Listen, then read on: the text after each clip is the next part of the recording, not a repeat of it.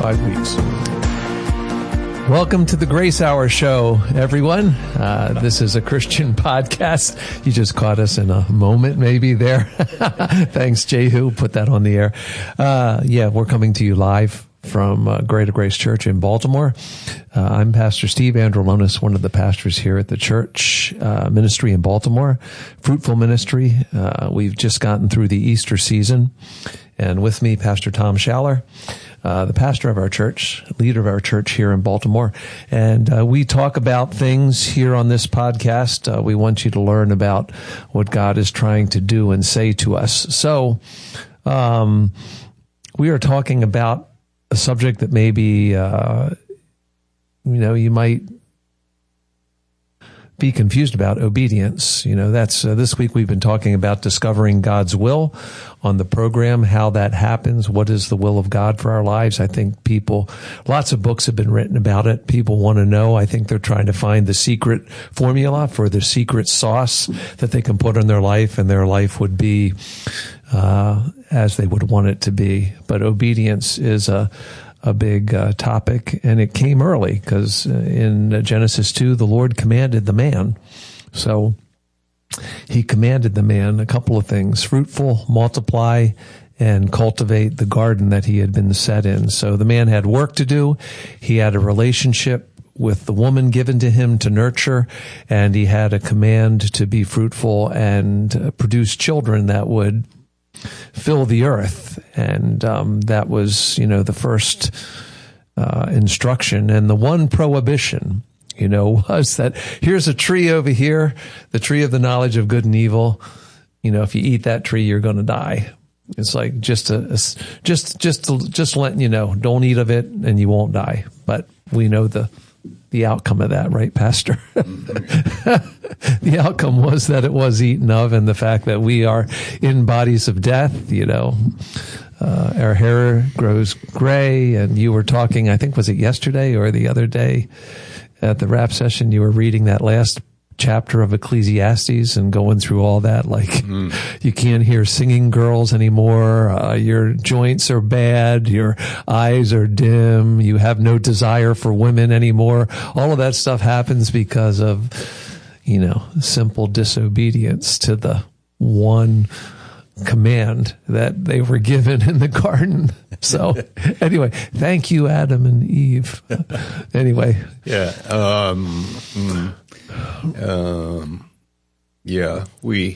Obedience in the Garden of Eden, and life would have been a lot different. Our outer man perishes, and we die. Our bodies fall apart because of sin, right? Yeah. And so the disobedience brought a curse, and we live in that and see it around us all the time. But then there is that cry in the heart, this groaning for the eternal and for a better world, and that's also in the picture. Mm-hmm. Yeah. Now, you were preaching last night, and you were talking about the Spirit, the Holy Spirit, and the nature of the Spirit helping us in what we're doing, so that we hold fast to those, like you talked from this, interesting passage. I think we could go to that passage, the 2 Kings passage, the interesting passage that, after there was this invasion and resettlement, really, this is seems to be a pattern of empires over the course of human history. Like you conquer a people, and in order to sort of divide them so that they can't organize and become a force that works together, they are resettled to different places. You probably have read more on this than I have. You like war history and everything like that. But from what I understand, there was a plan in the Nazi regime to resettle Hollanders, people from the Netherlands, to someplace in Eastern Europe. Yeah, right. And then just sort Polish of people to Holland, just to get them sort of off balance. And this is what happened with Assyria. They took the 10 tribes that were from that northern kingdom, and they repopulated, they resettled them all up in Central Asia, I think, and all the way down into what was Persia and what's now Iran, obviously. But like when they brought people that were not of Israel to the promised land, then, the lions populated and they didn't know the God of the land. It's like the land is like still a pretty important part of the dynamic of what God wants to do with this world, right? Mm-hmm. Mm-hmm. It's in 2 Kings 17 and 25. And then, And so it was at the beginning of their dwelling there that they feared not the Lord. Therefore the Lord sent lions among them, which slew some of them. This is in Deuteronomy. The Lord promised, and it's 7:22, when the people were not obeying God, the lion population increased, and there was a judgment on the people because of that. So now the foreigners have moved into the land, and now they're getting eaten by lions, and they recognize that there's a spiritual reason behind this, and we need to learn about the God of the land. And we said last night that, like, we got to look it up in the manual, who is the God of the land have to say about this. And so but it said they did not fear God. Yeah. But they were like willing to accommodate, like almost by superstition, how we can be superstitious and we can obey don't walk under a ladder or something about a black cat and a crack in the sidewalk and these kind of things. But a rabbit foot in a basketball game. Like, you can obey those things, but it doesn't mean that you're obeying God. No. Yeah. I think maybe we think of obedience, it's not enforced, it's an option. It's like in Deuteronomy, you mentioned Deuteronomy there.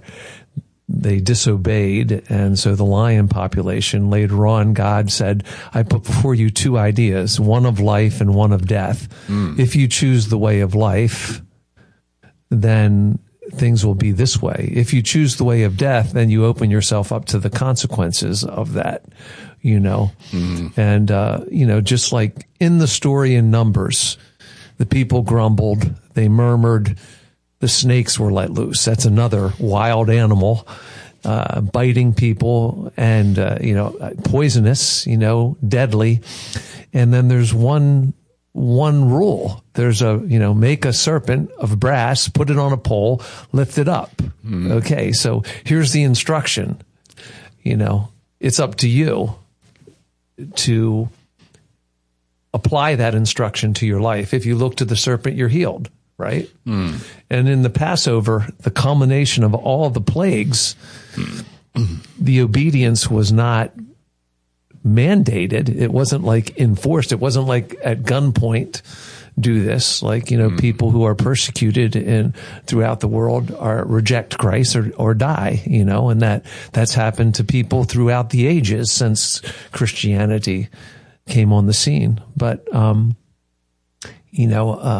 there's an option there at the Passover. You could put the blood on your doorposts and go into the room and be saved from death, or you could take your chances, so to speak. And that's really, I think, the thing. When we're talking about obedience, really God has given certain commands, precepts, statutes. These things are ways of living, and he's saying, I made you in your image. You have an ability to reason and rationalize, and it's your choice, right? Mm-hmm. Yeah. So what you're saying, I think, is there. the Lord wants to draw us to His Him. heart. Yeah. Yeah. So there can be like a mechanical obedience, which would be without heart. Like in the military, you obey your officer, but do you have a heart for it? Not necessarily. You salute him, but in your heart you don't. Not with him. So what the Lord is saying to us, that you're made in my image. I know your heart. I know like what your motivation is, and I want obedience on that level, out of love. Yeah. Like I want a relationship, So there's a distinction between those two obediences, you could say. One is obligatory, and it is by law, and okay, you can do it. And that's very good. I mean, we're not decrying that or demeaning it, but we are like more interested, as we see in Jesus's ministry and in his teaching. I want your heart. Mm-hmm. Yeah. The manner of the God of the land that these people were trying to placate, like you do with idols. The idea is you're trying to win, like if I pay this measure of obedience to this idol, then I will get what I want. So it's sort of more of a transaction.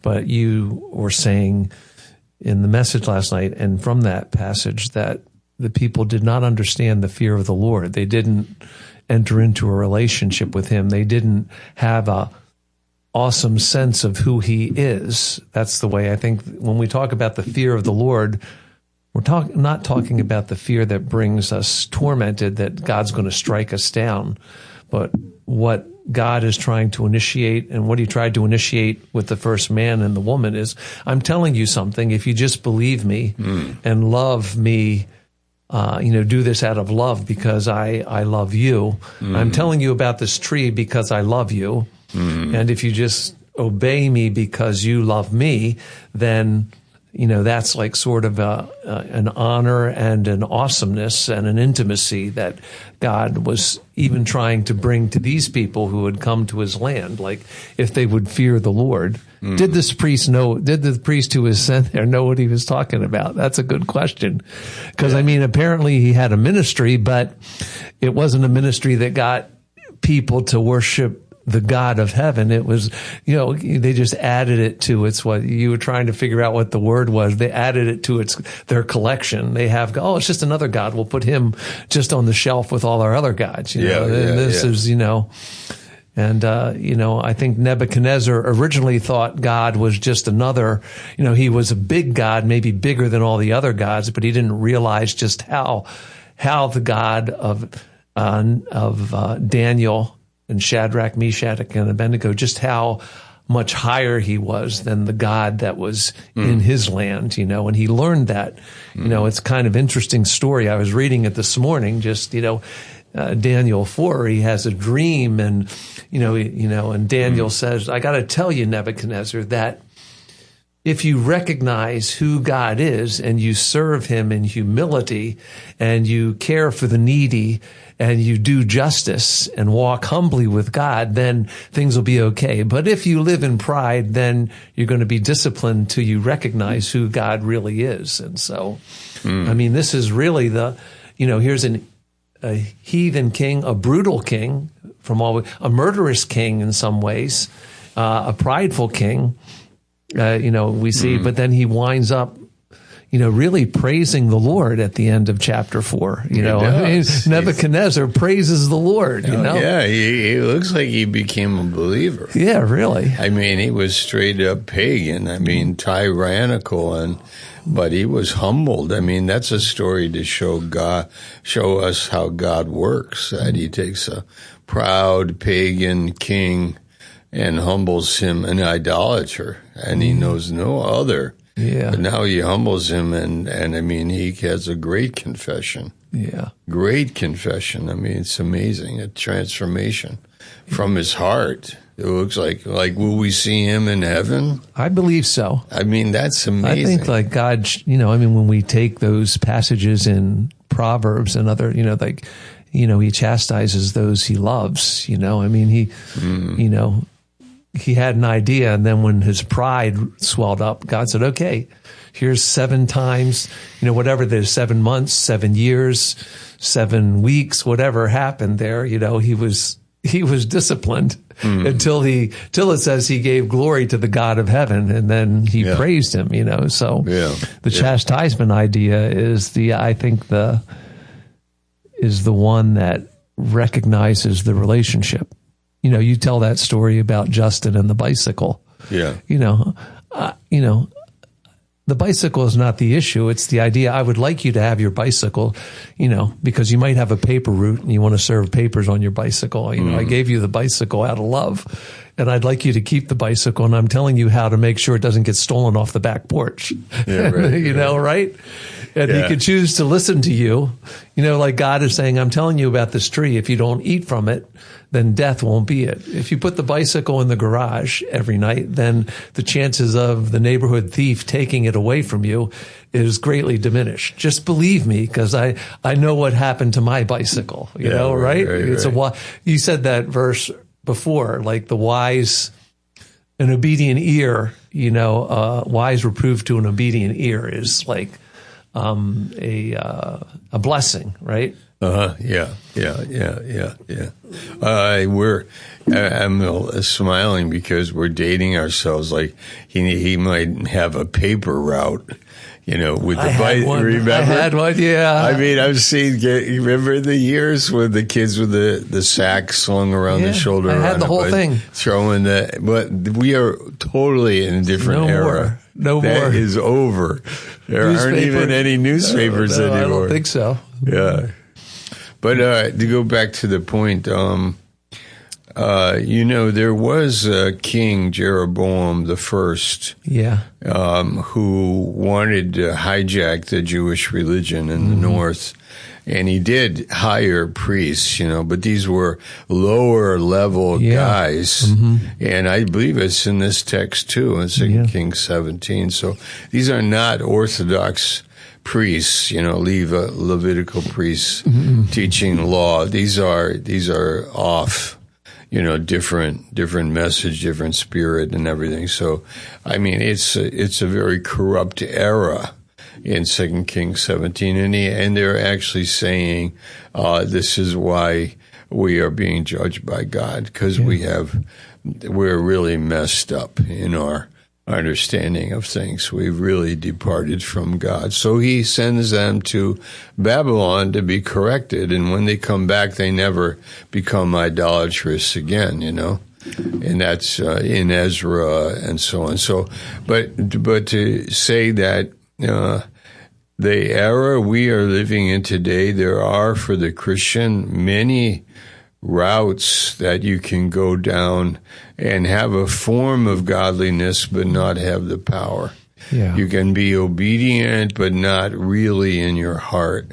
You can have a confession but not like, what do you really believe on a Friday night? That's true. Yeah. The other thing,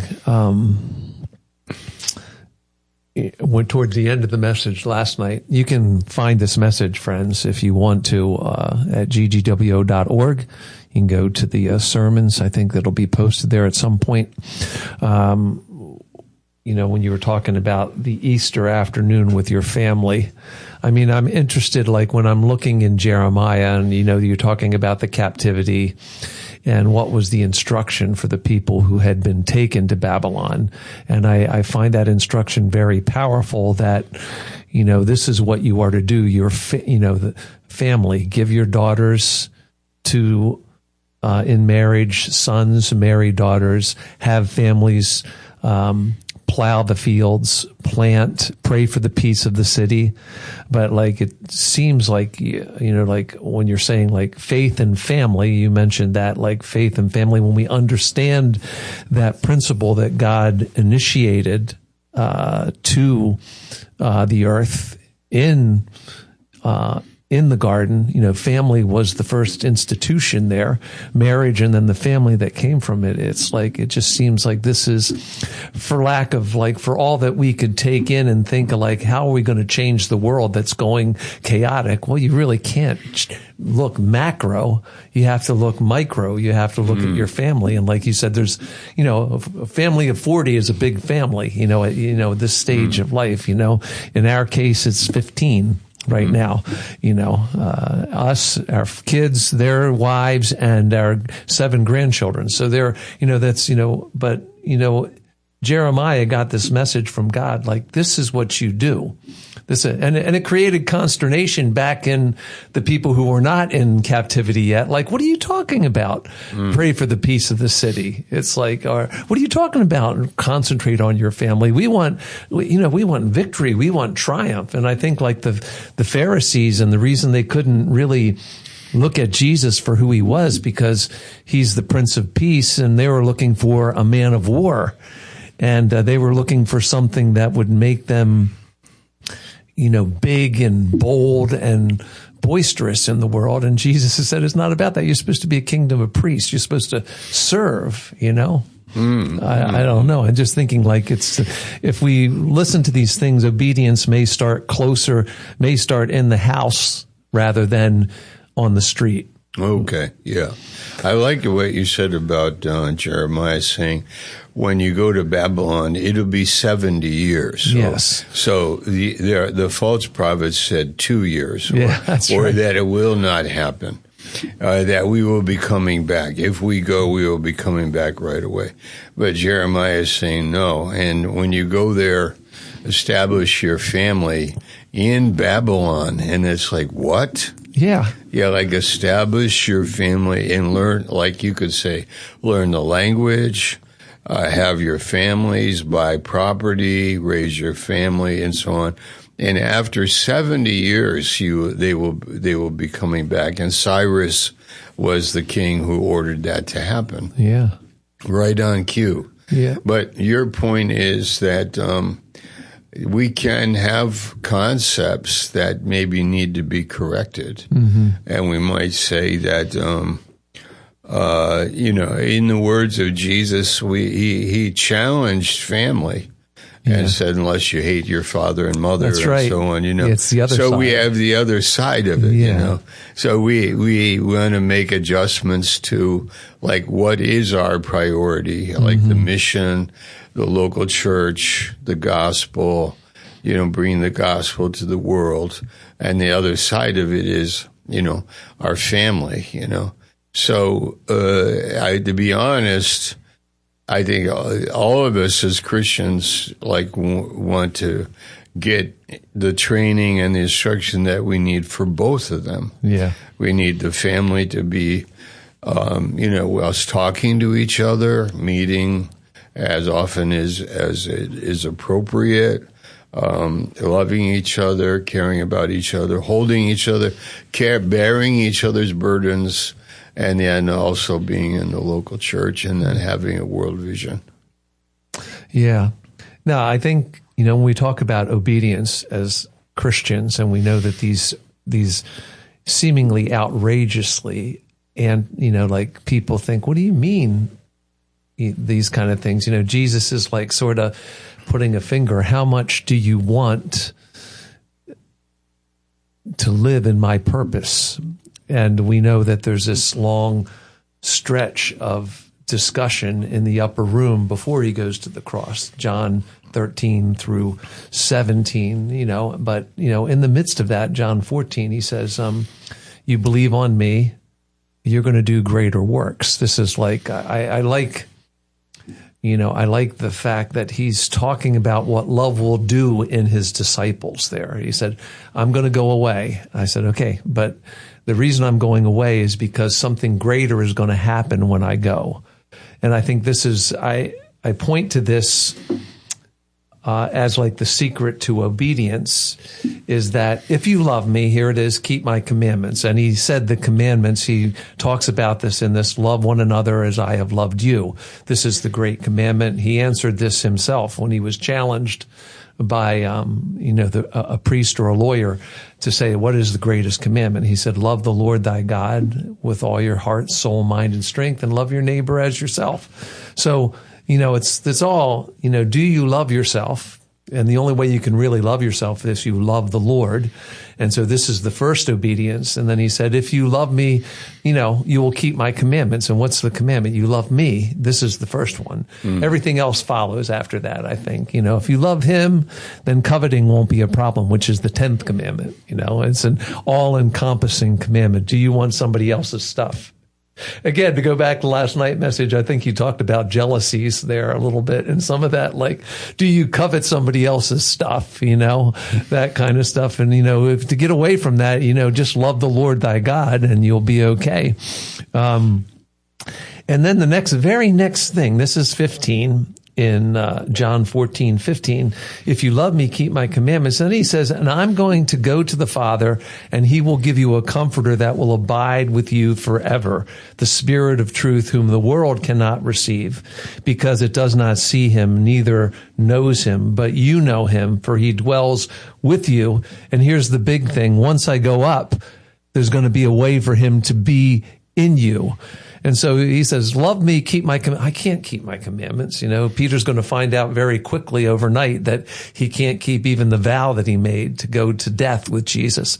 But the Spirit's going to come, and obedience is going to be something that the Spirit moves in you, right? Okay. Right? Yeah.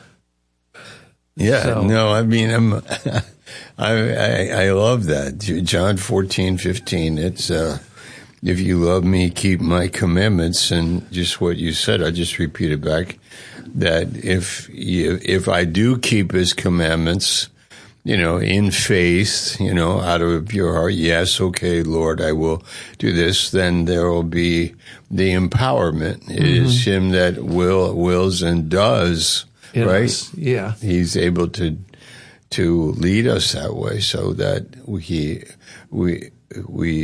desire to do. I mean, do you personally experience that when you do his will, that you grow to desire his will? Yeah, I think so. And I've learned that my capacity is limited, and that there are things that I've had to do, confrontations I've had to have, apologies I've had to make, making things right when I've done things wrong. My capacity was limited, but, I had to do it. And it was the Spirit that did it to will. First, the idea that I needed to do it was from God.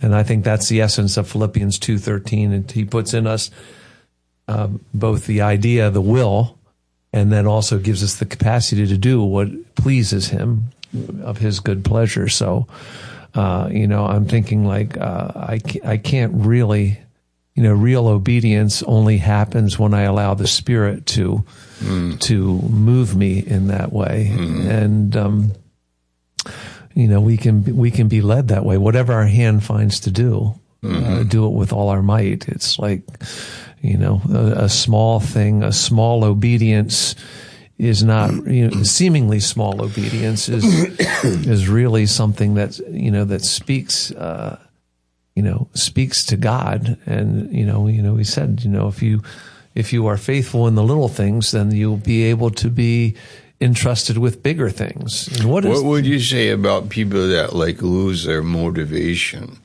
Wow. How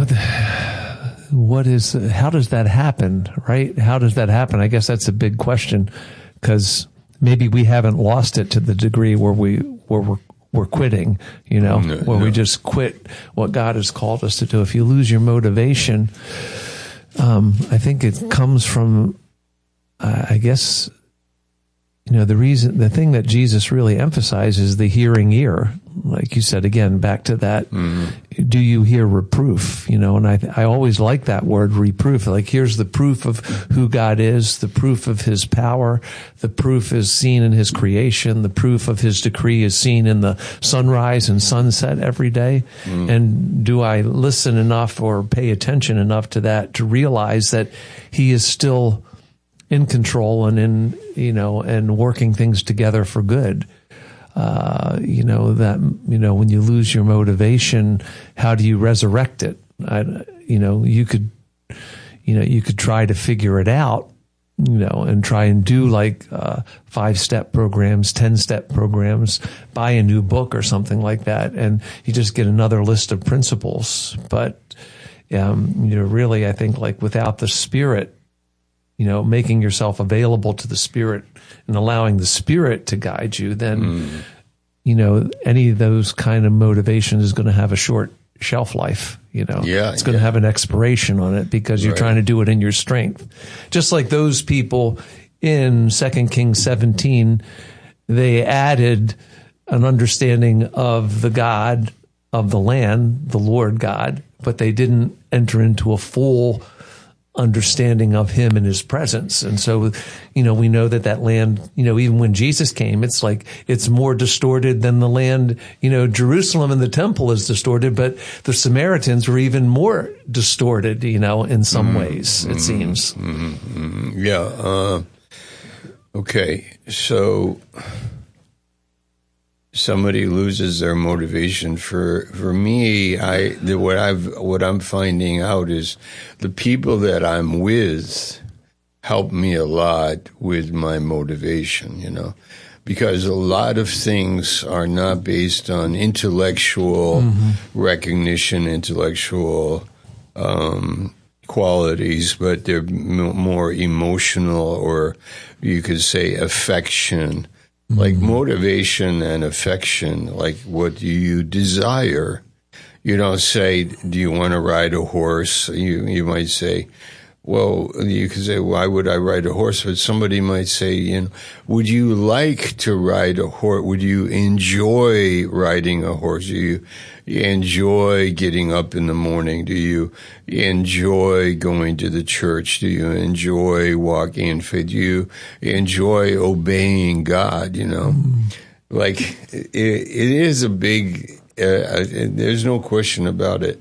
Our feelings and our affections have a lot to do with motivation. Yeah. So when I lose my motivation as a believer, rediscover it by being with people that are enjoying it. Yeah. Like, I enjoy walking with God. I mean, what could be more interesting than to hang out with a couple people that say, I love God today. Praise God. Oh, I'm obeying God. God told me to do this, or I did this, and I gave some of this money away and I got this blessing, or I said a prayer and he answered me. And I mean, these are very interesting stories about obedience and faith, and then it appeals to our sense of purpose, relationship, that somebody is very much in love with God and you can follow that. Yeah. I think, that may be the reason the writer of Hebrews said, the manner of some is to forsake the assembling of together, to forsake fellowship. And, don't do that. He said, it's like an instruction. Okay, you can choose to be a lone ranger, but you'll find yourself maybe even sinking deeper into discouragement and depression. But if you can bring yourself to the fellowship and the place that where 2 or 3 are gathered in my name, there am I in the midst. That's real presence. Jesus is defining real presence. Where does it happen? It happens in a bond of 2 or 3 people coming together, and they open the Bible and they're encouraged in that way. And so, I would also it's a simple say, instruction. If you are an older person, maybe you should be around young people. Yeah, because young people can be very motivated and excited about what they're doing. And you can just observe, right? Mm-hmm. Like go to the church and observe and look for what God is doing in the church with other people. Yeah. Yeah. And that's what you were just saying, I think. Well, I mean, Christianity is like, it's by its design, Jesus was saying like it will be, we know from what it will be ultimately, millions from every tribe, tongue, and nation coming together. And it was, every church should really be that, it should be a fellowship of, multi-generational, multi-ethnic, multi-racial, multicultural, multi-economical, maybe, there should be rich and poor. All of them should be coming together in that way because it's supposed to be a representation of what's to come, and,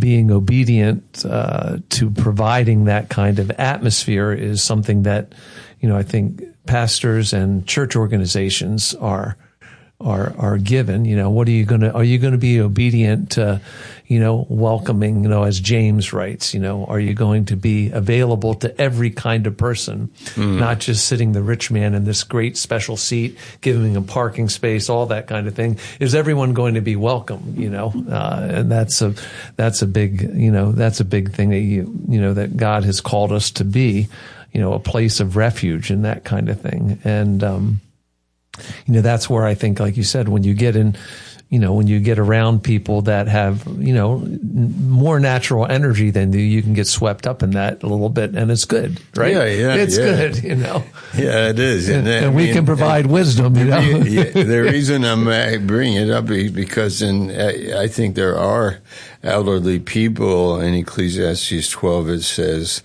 before the evil days come, remember how the Creator in the days of your youth, while the evil days come not, yet thou shalt say, I have no pleasure in them. Like it might be that I lose it's another segment of a verse. It's in verse 5. When they shall be afraid of that which is high, and fears shall be in the way. These are older people. The almond tree shall flourish, the grasshopper shall be a burden, and desire shall fail. Because man goes to his long home, and the mourners go about the streets. So, desire failing, but it says, like you said in Philippians 2, it's God that both wills and to do his good pleasure in us. Yeah. So, motivation, obedience to the commandments. All of this is beautiful. Yeah. And as we do it, we find ourselves motivated in doing good things. Yeah. And when you bring together something, when you have a concentration of something, there is there's power and effectiveness. Whatever. Horsepower is the multiplication. Like 2 horses can do this, and then you add another horse, it gets, it's exponential kind of thing. When you have when you're obedient to the principle of fellowship, in the purpose of God, then there's, like Jesus is saying here, he said, you'll do greater works than these, because my Spirit's in you, and the concentration of what's happening in you is going to, do something, something that I don't think people really can recognize naturally. Jesus couldn't explain it. I can't really tell you how it's going to happen. I'm just saying, let me love you, and you love each other as I've loved you. And that's really the essence of obedience, right? Yeah.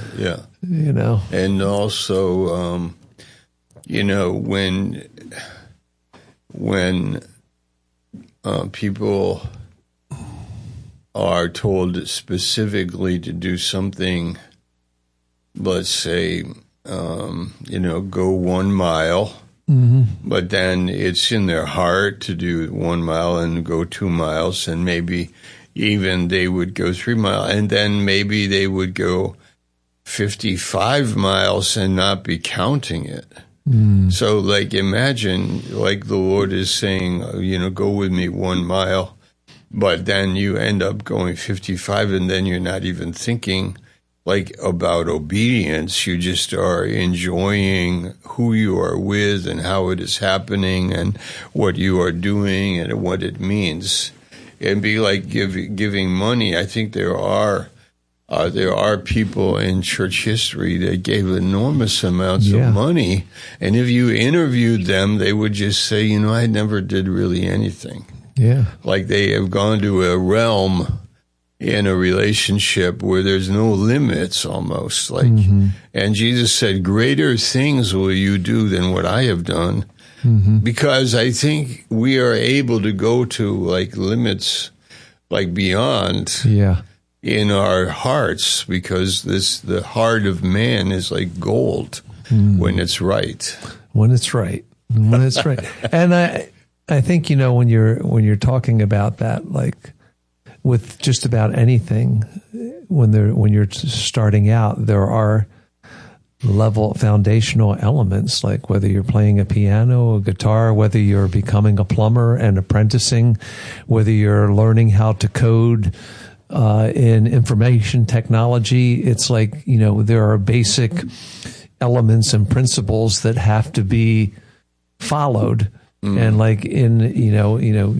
you receive Jesus Christ, and then, the instruction from the psalmist is that how shall a young man cleanse his way? By taking heed to the word of God. And it's developing these patterns of, Jesus said, I gave you these commandments, keep them, treasure them, because there is, like you said, there is an energy, there's a multiplication, there's a power that seems to accumulate, and before you know it, you've lived for God 50 years. And it started with you coming to an altar, and, receiving God, you're a college student. And if you were told there at the altar, this is what you're going to do, you're going to, I don't believe that, and don't talk to me like that, because that's just beyond me. But then I think of a family, they have 5 children, and then they adopt 3 more. And somebody on the outside of that could say, why would you even want to do that? But great capacity, God gave it to them, But to them, they're just living the life, This is what they do. This is how they think. And it's, it's all rooted in love. It's it is. Yeah. It's like love. My son has taught me that very much. How would I give my kidney to my mom? And the reason he's been saying is love did it. And I'm okay, so stop. I'm going to weep here before you know it. But it is we don't really, you don't know you don't know how far beyond the limits of you'll go. But, Jesus said, keep my commandments. It's very simple. And what's the first one? Love me. I've loved you. You love me.